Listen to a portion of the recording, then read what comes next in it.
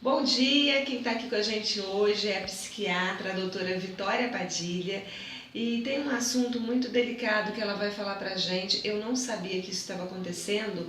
A doutora Vitória falou que tem aumentado o número de suicídios. Isso é uma coisa muito séria, acho que gera uma reflexão, né? A gente pergunta por que a pessoa chega a tal ponto, porque não procurou ajuda antes. Bom dia, doutora Vitória. Bom dia, Renata. O que está acontecendo com esse povo que não está desistindo de viver?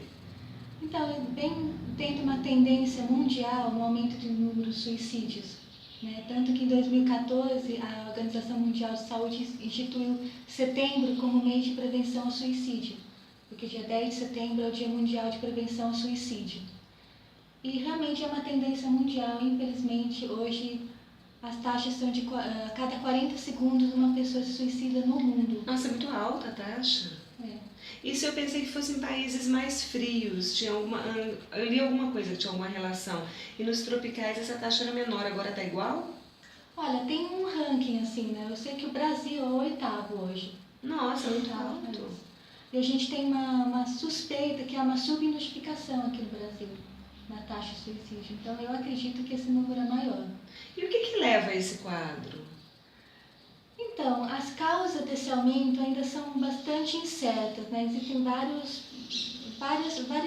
hipóteses, né? O aumento da expectativa de vida, né?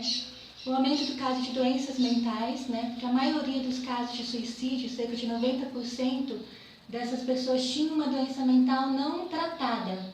Poderia ser diagnosticada, mas ela não era tratada.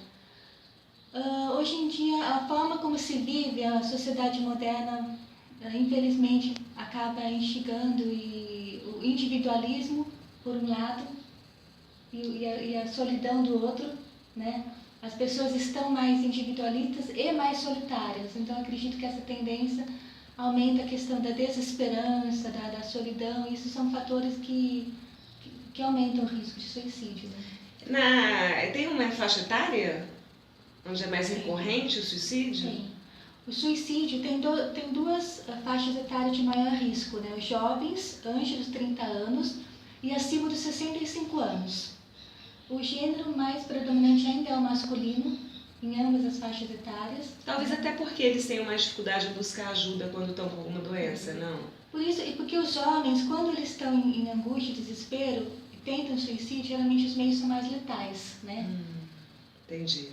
Pela própria característica da impulsividade, da agressividade do homem, os meios são mais letais, né?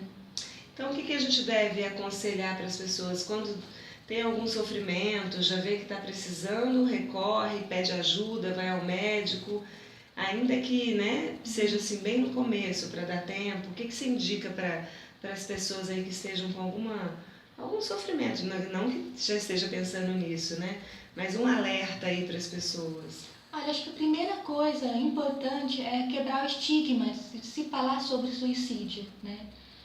Se uma pessoa está sofrendo, você pode e deve perguntar até onde que vai esse sofrimento, né? Porque não acontece um suicida, ele sempre deixa algum rastro, né? Ele deve ter falado sobre isso com alguém. Então, assim, se alguém chegar e falar sobre suicídio, levar isso muito a sério, né? A pessoa não ameaça à toa, né? Então eu ia perguntar isso, porque eu já vivi situações assim de adolescente falar, se eu não fizer isso eu vou me matar. E um psicólogo na época falou, não, quando ameaça não faz, então quando ameaça pode fazer sim. Com certeza. A maioria dos casos tinha sinais. Ameaças antes, né? Nossa. E outra coisa, isso mais para quem é da área da saúde, né? Mas se tem um paciente que chega na sua frente, deprimido, não ter medo de perguntar se a pessoa tem pensamento de suicídio. Você perguntar para isso, você não vai estimular a pessoa ao ato, né? Mas você deve quebrar esse estigma mesmo. As pessoas devem falar sobre isso, sobre essa possibilidade de suicídio, né?